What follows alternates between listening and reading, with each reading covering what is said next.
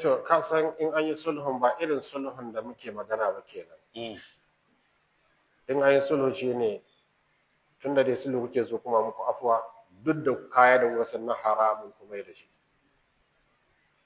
Bayan kuma da shi kuma gashi abin da za mu mafi makami mai karfin da zai iya canja su shine abin da ni da kai yanzu muke yi a nan. Shine me? Ilimi. Ba sa samun shi. Ka san abin da yake yi da yawa ilimi.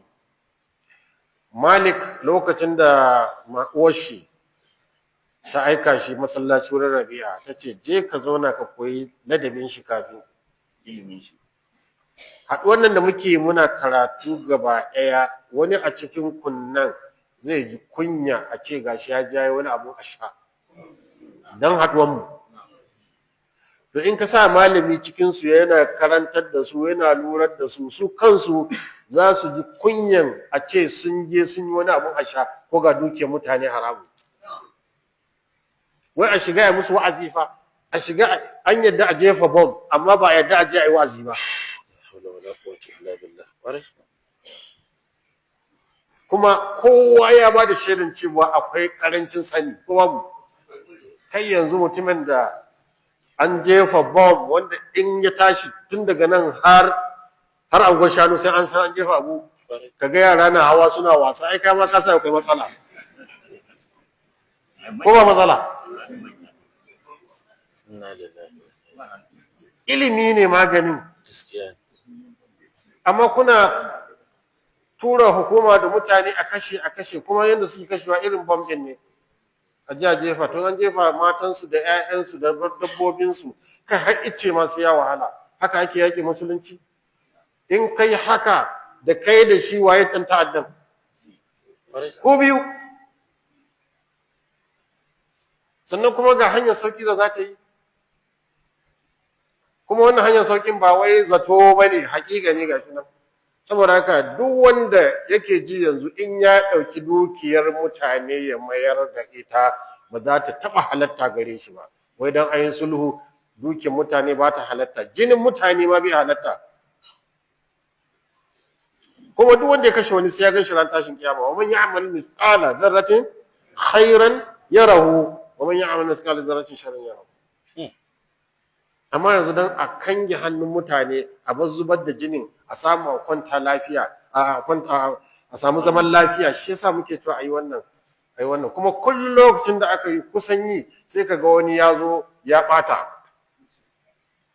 da sunan wai yakin ta'addanci. Sannan kuma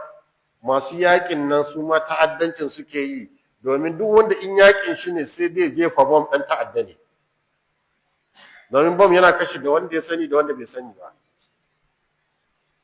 Ina za a iya yakin mutane haka watse cikin iyalin su ka ce za ka dinga jefa bom.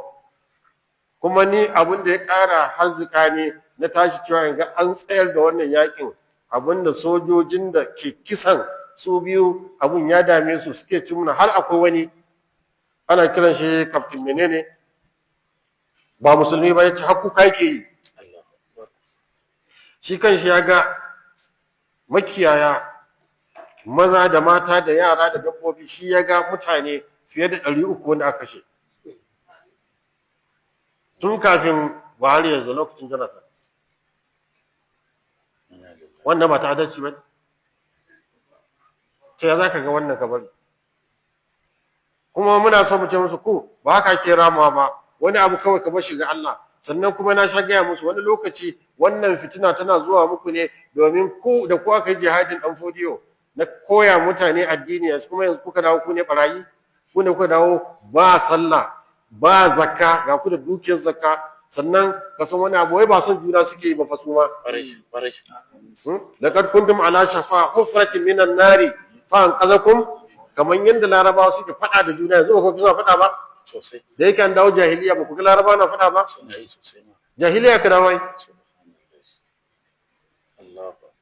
musulunci kadai zai dawo da su kuma su zama abokai. To haka a dajin ma wai ba suna nan kuma suna son juna bane.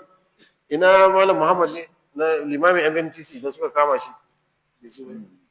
me yake cewa da aka kama shi wani group ne suka kama shi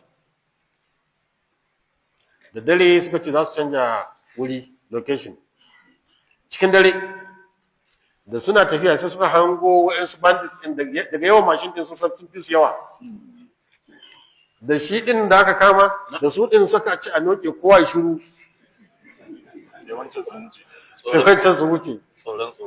suka zo kuma su gansu ba suka wuce sannan su kuma suka je wani wuri irin wannan jahiliya mutane na cikin jahiliya bari a shiga musu wa'azi sannan kuma ku tambayi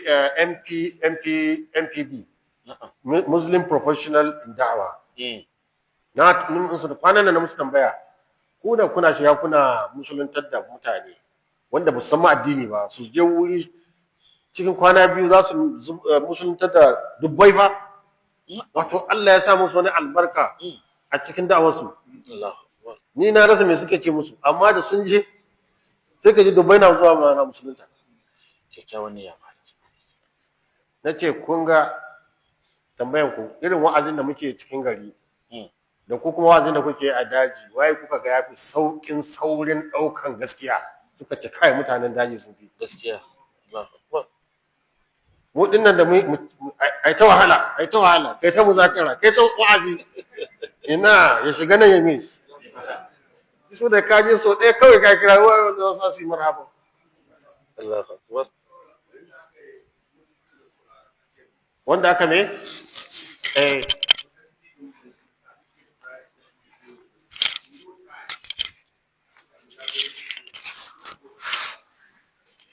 daga can din ba ko ina ne ko ina da muna shiga da kuɗi da kayayyaki da kuma risalan mu da muna shiga kun ga sasautin nan gaba daya da zan mai da su musulmai Allahu akbar mutanen da kawai suke da ɗan taurin musulunta ƙasashen Igbo shi ma din suna musuluntan empowerment ne in sun gane cewa musulunci akwai riba ko wal mu'allafati ne in sun gane musulunci akwai riba za su zo afwajan Allahu akbar in haddin kuɗin kai yanzu duk miliyan da za a baka za ka je coci ka ce isa da Allah ne ba zai yiwu ba wannan cewa suna musulunta don kuɗi su musulunta don kuɗin mana kai za ka kafirta don kuɗi Allahu akbar Allah shirye da mu akwai sanka yarima bakura